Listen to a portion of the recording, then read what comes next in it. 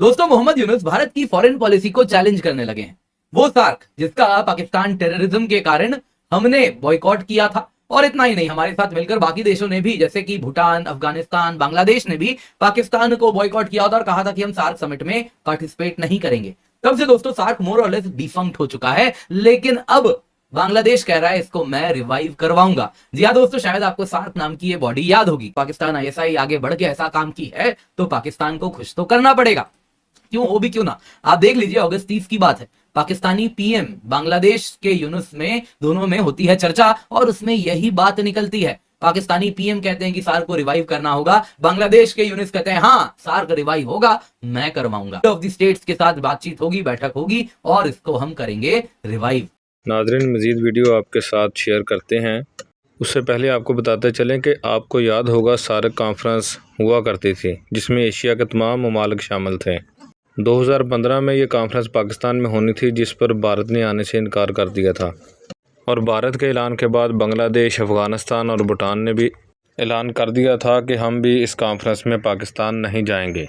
और ये कॉन्फ्रेंस पाकिस्तान के भरपूर जवाब के बाद ख़त्म हो गई थी। लेकिन एक बार फिर बांग्लादेश ने ये ऐलान किया है कि हम पाकिस्तान के साथ मिलकर इस कॉन्फ्रेंस को दोबारा बहाल करेंगे।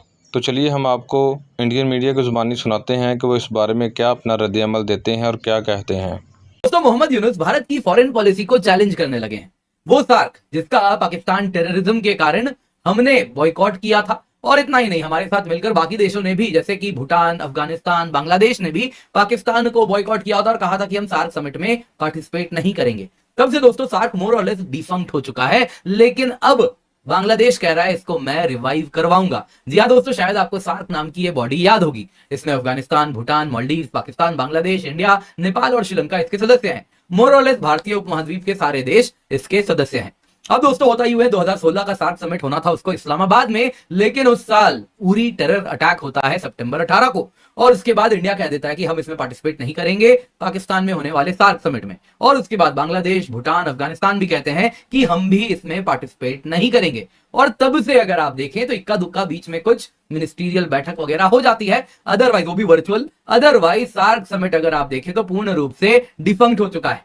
इतना ही नहीं दोस्तों, आप 2020 में देख सकते हैं पीएम मोदी ने कहा था कि सार्क पोटेंशियल तब तक रियलाइज नहीं हो पाएगा जब तक टेररिज्म एक देश स्पॉन्सर करता रहेगा। ऑर्केस्ट्रेट किया था और मोहम्मद यूनुस को बैठाया गया है। पाकिस्तान आईएसआई आगे बढ़ के ऐसा काम की है तो पाकिस्तान को खुश तो करना पड़ेगा। क्यों हो भी क्यों ना, आप देख लीजिए, अगस्त 30 की बात है। पाकिस्तानी पीएम बांग्लादेश के यूनुस में, दोनों में होती है चर्चा और उसमें यही बात निकलती है। पाकिस्तानी पीएम कहते हैं कि सार्क को रिवाइव करना होगा, बांग्लादेश के यूनुस कहते हैं हाँ सार्क रिवाइव होगा, मैं करवाऊंगा। अब दोस्तों यही बात वापस कल उन्होंने पीटीआई को जो इंटरव्यू दिया है उसमें उभर के आया है, जिसमें वो कह रहे हैं कि सार्क स्पिरिट को रिवाइव करेंगे। अभी यूएनजीए की जो समिट होगी उसमें सारे सार्क के हेड ऑफ द स्टेट्स के साथ बातचीत होगी, बैठक होगी और इसको हम करेंगे रिवाइव।